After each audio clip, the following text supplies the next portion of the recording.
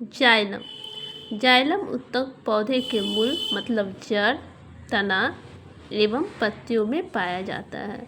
तो जाइलम ऊतक कहाँ कहाँ पाया जाता है? तो पेड़ के जड़ में, तना में एवं पत्तियों में पाया जाता है। जाइलम ऊतक को चालन ऊतक भी कहते हैं। यह बना किस किस तत्व से होती है? तो ये 4 एलिमेंट से बने होते हैं। पहला वाहिनिकाय, दूसरा वाहिकाय, तीसरा जाइलम तंतु और चौथा जाइलम मृदु ऊतक। वाहिनिकाय। वाहिनिकाय की जो कोशिका होती है वह लंबी होती है, जीव द्रवहीन होती है, मतलब इसमें जीव द्रव नहीं होती है। दोनों सिरों पर नुकीली होती है, मतलब नुकीली होती है तथा यह मृत होती है। जो भी कोशिका जीव द्रवहीन होती है, जिसमें द्रव नहीं होती है, वह कोशिका कैसी होती है? वह मृत कोशिका होती है। और कोशिका भित्ति जो होती है वह मोटी होती है एवं स्थूलित होती है। वाहिनिकाय सवनी पौधों की प्राथमिक तथा द्वितीय जाइलम दोनों में ही पाया जाता है। तो वाहिनिकाय कहाँ कहाँ पाया जाता है? तो सवनी पौधे के प्राथमिक तथा द्वितीय जाइलम दोनों में पाया जाता है। ये है वाहिनिका जो कि लंबी है, जिसकी सिर लंबी है, जीव द्रवहीन है तथा ये दोनों सिरों पे न्यूक्ली है तथा इसकी कोशिका कैसी होती है? तो मृत होती है। अब है वाहिनिकाय की कार्य क्या है? तो ये पौधों को यांत्रिक सहायता देता है एवं जल को तने द्वारा जड़ से पत्ती तक पहुंचाती है। क्या कार्य है इसका? तो ये पौधों को यांत्रिक सहायता देता है और जड़ के द्वारा जल अवशोषित करती है तथा इसे पेड़ के प्रत्येक भाग में पहुंचाती है। यह किसकी कार्य है? तो वाहिनिकाय की, जो जाइलम के एलिमेंट है। अब दूसरा एलिमेंट है वाहिकाय। इसकी कोशिकाएं भी मृत होती है एवं लंबी नली के समान होती है। कभी कभी स्थूलित भित्तियां विभिन्न तरह से मोटी होकर वलयाकार, सर्पिलाकार, सीढ़ी नुमा गढ़ती जालिका रूपी वाहिका बनाती है। ये वाहिकाएं एंजियोस्पर्म पौधे के प्राथमिक एवं द्वितीय जाइलम में पाई जाती है। ये वाहिकाएं कहाँ कहाँ पाई जाती है? तो एंजियोस्पर्म पौधे के प्राथमिक एवं द्वितीय जाइलम में पाई जाती है। ये विभिन्न प्रकार की वाहिकाएं हैं। ये है वलयाकार, ये सर्पिलाकार, सीढ़ी नुमा, जालिका रूपी तथा गर्ती। कार्य। ये भी जड़ से जल एवं खनिज लवण को पत्ती तक पहुंचाती है।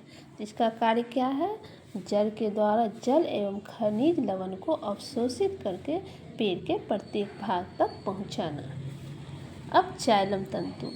ये लंबे शंख रूपी तथा स्थूलित भित्ति वाले मृत कोशिका है। ये भी मृत कोशिका है। वाहिनिकाय, वाहिकाएं तथा जाइलम तंतु, इन सभी की कोशिका मृत कोशिका होती है और प्रायः काष्ठीय द्विबीजपत्री पौधों में ही पाया जाता है। यह कैसे पौधों में पाया जाता है? तो ये ज़्यादातर द्विबीजपत्री पौधों में पाया जाता है। अब है कार्य। जाइलम तंतु के कार्य क्या है? यह मुख्यतः पौधों को यांत्रिक सहायता प्रदान करता है। क्या करता है? तो पौधों को यांत्रिक सहायता प्रदान करता है। अब है जाइलम मृदु ऊतक। इसकी कोशिका प्रायः पेरेनकाइमेटस एवं जीवित होती है। जाइलम मृदु ऊतक की जो कोशिकाएं हैं वो जीवित होती है, यह मृत नहीं होती है। अब है कार्य। यह भोजन को संग्रह करता है एवं किनारे की ओर पानी के पार्श्व संवहन में मदद करता है। इस तरह साधारणतः जाइलम ऊतक पौधों को यांत्रिक सहायता प्रदान करता है तथा जल एवं घुलित खनिज लवण का संवहन जड़ से पत्ती तक पहुंचाता है। अतः इस तरह कह सकते हैं जाइलम ऊतक के जितने भी एलिमेंट है वो पौधों को क्या करता है? तो यांत्रिक सहायता प्रदान करता है तथा जल एवं घुलित जितने भी खनिज लवण है मिट्टी में जितने भी खनिज लवण घुले हैं, घुलित मतलब घुले हुए हैं, और जल है उसको अवशोषित करके पेड़ के प्रत्येक भाग तक पहुंचाता है। यह जाइलम ऊतक के कार्य है। अब है फ्लोएम। जाइलम की तरह फ्लोएम भी पौधे की जड़, तना एवं पत्तियों में पाया जाता है। जाइलम का कार्य जल को पेड़ के प्रत्येक भाग तक पहुंचाना होता है। फ्लोएम का कार्य भोजन, जो खनिज लवण है, उसको पेड़ के प्रत्येक भाग तक पहुंचाना होता है। अब यह फ्लोएम पाया कहाँ जाता है? तो यह जाइलम के तरह पौधे की जड़, तना एवं पत्तियों में पाया जाता है। यह निम्नलिखित 4 तत्वों से बना होता है। जिस तरह जाइलम 4 तत्वों से बना था, उसी तरह फ्लोएम भी 4 प्रकार के तत्वों से बना होता है। पहली है चालनी नालिकाएं, दूसरा सहकोशिकाएं, तीसरा फ्लोएम या बास्ट तंतु, और चौथा फ्लोएम मृदु ऊतक। चालनी नालिकाएं लंबी, बेलनाकार तथा छिद्र वाली भित्ति वाली कोशिका होती है। मतलब इसकी जो कोशिका है, इसकी जो भित्ति है वो छिद्रित, यानी उसमें छिद्र होती है। इस कोशिका की भित्ति में छिद्र होती है। यह एक दूसरे पर परत सदृश सजी रहती है। मतलब भित्ति जो रहती है परत बाय परत रहती है तथा इसमें छिद्र होते हैं, इसलिए यह चालनी नालिकाएं भी कहलाती है। 2 कोशिकाओं को विभाजन भित्ति छिद्र युक्त होती है, जिसे चालनी पट्टी कहते हैं। चालनी नालिका की वयस्क अवस्था में केंद्रक अनुपस्थित रहती है।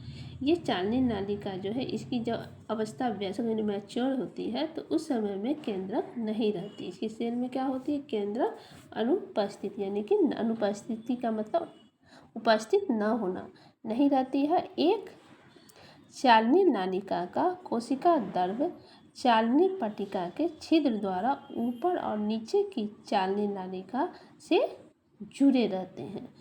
चालनी नालिका सवनी पौधों के फ्लोएम में पाए जाते हैं। तो ये चालनी नालिका कहाँ पाई जाती है? तो पौधे के नालिका के सवनी फ्लोएम में पाई जाती है। कहाँ पाई जाती है? तो चालनी नालिका सवनी पौधों के फ्लोएम में पाई जाती है।